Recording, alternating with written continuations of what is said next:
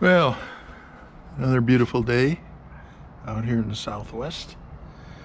I just finished up a solar generator project and thought I'd just give you a quick synopsis of it or rundown.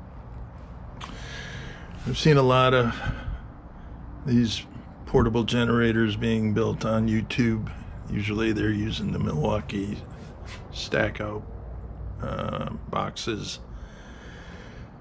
but I couldn't seem to find anything that was big enough for what I wanted to do. So I got this Husky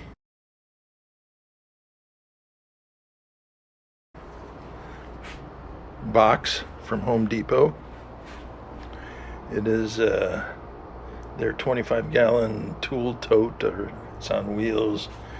Has a handle that you can use to roll it around with. Have pretty much everything finished off right now, but as you can see, I've got kind of a makeshift charging station in the process. I'm going to be finalizing that as in the near future. This is a MPPT Victron 130 amp controller, solar charge controller, and I'll explain why I had to take this route, as this is actually a secondary charging port. And I don't know if you can see this, but it's almost full anyway, so it's only pulling about 25 watts. The midpoint battery is showing 13.49, and the total system is showing 26.96 volts. This is a 24 volt system I built. I used as many budget-friendly parts as I could get hold of, and seems like the airport's busy today. Anyway, this is a larger system than what most people are doing on YouTube. Most of them are using the Milwaukee stack out boxes. I chose to go with this Husky. It's a 25-gallon toolbox on wheels. These here are cooling fans for the tech coolers that I have inside. This is a alternate battery charging port, and I don't know if you can see, we've got the 3 AC 120 outlets plus 2 5-volt USB outlets, and on the front I've got a 70,000 lumen LED floodlight panel, and I'll get this situated. I'm going to unplug it and we'll get it situated and take a peek inside here. Okay, take a peek inside here, and we can see that, well, first let me give you a little background. I intended to build this with a strict approach to making it as economically friendly or budget friendly as I could. So you're going to see a lot of parts in here that well, almost everything, if not everything, was purchased on Amazon, and almost everything here is Chinese made. That being said, that approach bit me in the butt a little bit, and that is right here. This is the Vivor 2400 watt hybrid pure sine inverter, charge controller, and AC charger, all in one package. And due to my exuberance to stay budget minded, I got lackadaisical about reading the fine print on some of this stuff, and this is what happened here. This, as far as build quality, is probably, I would give it a C to a C plus. It's built well. So far, everything that I've asked it to do, it does. The inverter works well. I had it plugged into, I tested it last night on that deep fryer, and it easily pulled 1780 watts and got the doggone thing ready to do some french fries. The one thing that I failed to check out was the charge controller. It is antiquated, if that fits the description at best. It is a charge controller that is only compatible with AGM and flooded cell batteries. It has no compatibility with lithium cells of any kind, and I had nobody to blame but myself on that, because I did not even think that they were still putting charge controllers out specifically geared to lead acid batteries. It just blew me away. Anyway, it does charge. These are two 12 volt 100 amp lithium ferrous iron batteries wired in series, so therefore it is a 24 volt system.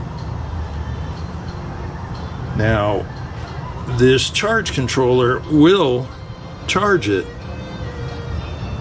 using an AGM profile to charge it with, which results in only an 80% charge capability. In other words, this charge controller in the Vivor will show this as a full battery system when it's only 80% charged, because that's how it thinks it's dealing with a lead acid battery and not a lithium battery. So rather than tear this whole thing apart and get another charge controller and inverter, I just went the lazy man's route and ran a separate battery connection, which is what you saw earlier, plugged in over on this side. And with that, I'm able to tie into the Victron 500 smart shunt and monitor state of charge for the system. And not only that, it's also monitoring the midpoint charge of the second battery. So you get a full picture of both batteries from this shunt, and I can do that from inside the house through Bluetooth, which I do. As I said, this is a 24 volt system, but a lot of the things I'm using are 12 volt. So this is a 24 volt to 12 volt converter. This is the 12 volt fuse panel. Everything that's 12 volt ties into this. We've got the 24 volt bus bar, and we also have the negative ground bus bar. There's a 100 amp fuse. I don't know if you can see it. It's down here, coming off of the inverter. And out here, like I showed earlier, this is a main switch, and this turns it on.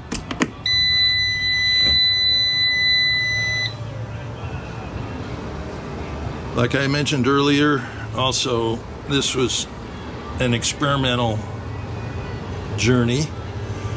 One of my passions has always been solar, and also anything that I can use to aid in that, I'm trying to incorporate. These two are thermoelectric coolers. And they're commonly known as Peltier coolers. And the thing about them is, although they do function the way they're supposed to, and I won't get into how Peltier coolers or the physics behind that, but needless to say, it's a simple process of applying electric current to a chip, and one side of the chip stays very cold, the other side stays very hot. And the other problem with it is very it doesn't use energy very well. And on top of everything else, the hot side has fans on it that is blowing hot air back into the system. So what I did was I mounted the systems where the, I don't know if this is going to show up, but the hot air is being vented outside the box. Now, like I said, these are very inefficient as far as energy usage goes, and both of these will use about 120 watts an hour. So therefore, I put in a thermal switch, and it won't come on unless the temperature inside the case gets to a certain over 100 degrees, or actually I set it for 80 degrees. And I'm sure people are wondering why I didn't just use the standard flow through, mounting, a exhaust fan here and an intake fan on the opposite side. But I live in the Southwest, and anytime between June and late August to early September, the average temperatures in this area run in the 118 to 120 degrees.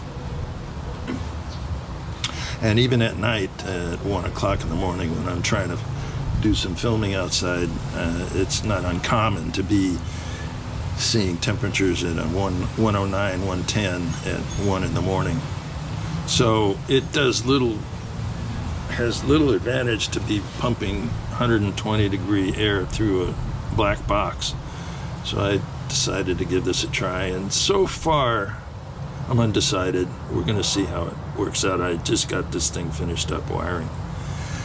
And then the other thing I mentioned earlier is the flood lamp, and it's kind of unique because I didn't plan it this way, but this lamp, you can use the lid to, you know, adjust what angle you want it's pretty powerful. And I also got carried away and had extra switches laying around, so I decided to pimp it up a little bit, if you will. It was fun. I enjoyed it. It was a challenge. There's a lot of wiring involved, obviously. And I guess the fact that it all came together and I can use it in case of any potential power outages in the house, it'll come in handy. This is a very robust system. The normal state of charge is 20. Right now it's sitting at 26.7 volts, and we've got, well, almost 1,290 watt hours of current or potential storage.